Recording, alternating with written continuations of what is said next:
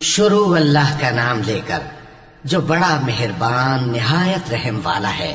قیامت قریب آ پہنچی اور چاند شق ہو گیا، اور اگر کافر کوئی نشانی دیکھتے ہیں تو منہ پھیر لیتے ہیں اور کہتے ہیں کہ یہ ایک پہلے سے چلا آتا جادو ہے، اور انہوں نے جھٹلایا اور اپنی خواہشوں کی پیروی کی، اور ہر کام کا وقت مقرر ہے، اور ان کو ایسے واقعات کی خبریں پہنچ چکی ہیں جن میں عبرت ہے، اور کامل دانائی کی کتاب بھی، لیکن ڈراوے ان کو کچھ فائدہ نہیں دیتے، تو تم بھی ان کی کچھ پرواہ نہ کرو۔ جس دن بلانے والا ان کو ایک ناگوار چیز کی طرف بلائے گا، فوراً آنکھیں نیچی کیے ہوئے قبروں سے نکل پڑیں گے گویا بکھری ہوئی ٹڈیاں ہوں۔ اس بلانے والے کی طرف دوڑتے جاتے ہوں گے۔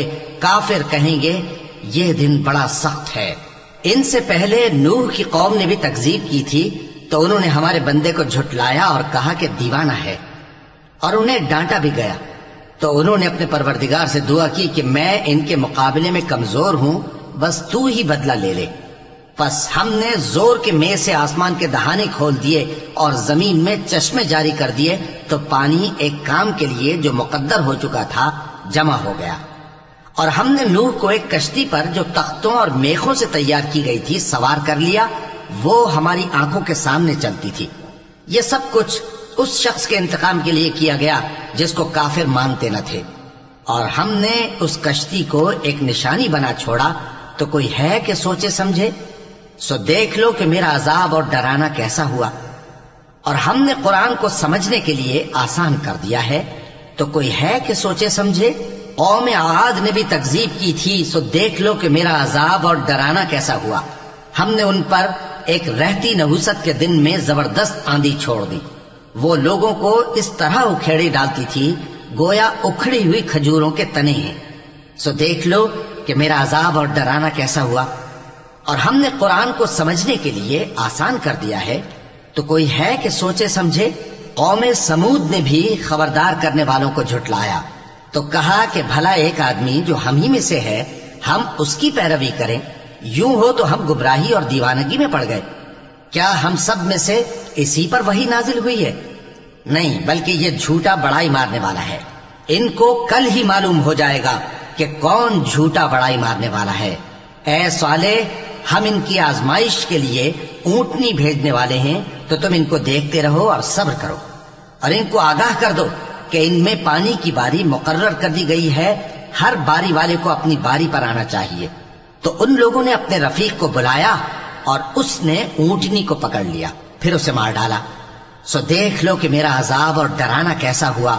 ہم نے ان پر عذاب کے لیے ایک زور کی آواز بھیجی، تو وہ ایسے ہو گئے جیسے باڑ والے کی چورا چورا ہو جانے والی باڑ۔ اور ہم نے قرآن کو سمجھنے کے لیے آسان کر دیا ہے، تو کوئی ہے کہ سوچے سمجھے؟ لوط کی قوم نے بھی ڈر سنانے والوں کو جھٹلایا تھا، تو ہم نے ان پر کنکر بھری ہوا چلائی، مگر لوط کے گھر والے کہ ہم نے ان کو پچھلی رات کے وقت بچا لیا اپنے فضل سے۔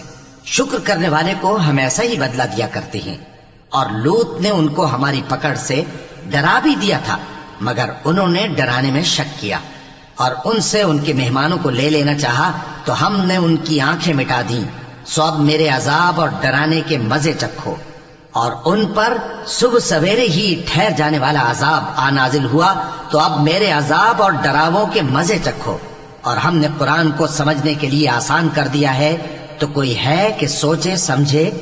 اور قوم فرعون کے پاس بھی ڈر سنانے والے آئے تھے، انہوں نے ہماری تمام نشانیوں کو جھٹلایا، تو ہم نے ان کو اس طرح پکڑ لیا جس طرح ایک قوی اور غالب شخص پکڑ لیتا ہے۔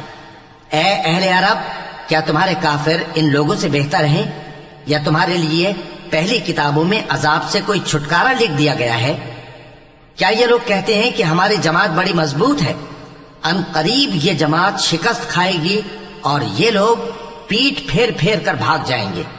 اصل میں ان کے وعدے کا وقت تو قیامت ہے، اور قیامت بڑی سخت اور بہت تلخ ہوگی۔